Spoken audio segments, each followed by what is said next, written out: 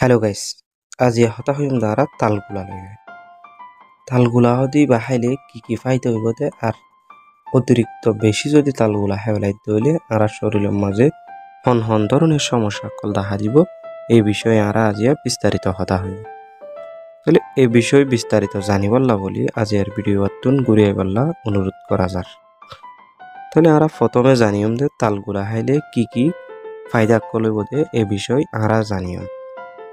তালগুলার মাঝে বেশা বেশি অ্যান্টিঅক্সিডেন্ট আছে দেহতল্লা বলি তালগুলা খাইলে আরা শরীরের রোগ প্রতিরোধ ক্ষমতারে বাড়িব, লিভারর প্রবলেম কমিয়াইব।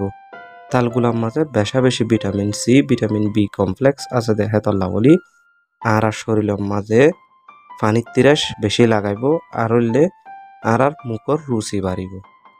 তালগুলা খাইলে ব্রেইনর পাওয়ার বাড়িব, বমি বমি পাপ কমে যাইবই।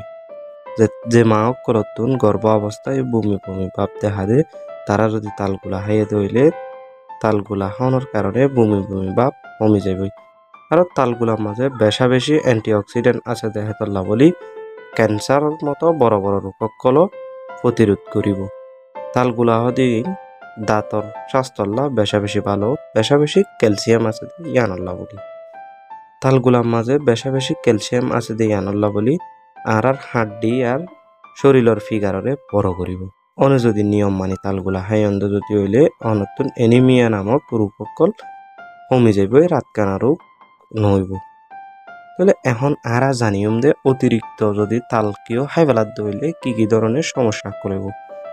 যদি হনকিয়া অতিরিক্ত তাল হাইয়ে যদি হইলে তার তো গুম গুম ভাব থাকিব, মাথা ঘুরাইব আর হইলে ক্লান্ত ক্লান্ত ভাব থাকিব, অর্থাৎ অরান অরান লাগিব শরীরের মাঝে। তাহলে আজি আর ভিডিও এ পর্যন্ত এন্দিল্লা জরুরি ভিডিও কল পাইবল্লা বলি এই চ্যানেল লরে সাবস্ক্রাইব করিওরে ভিডিও শেয়ার করিবল্লা অনুরোধ করা যার। আসসালামু আলাইকুম।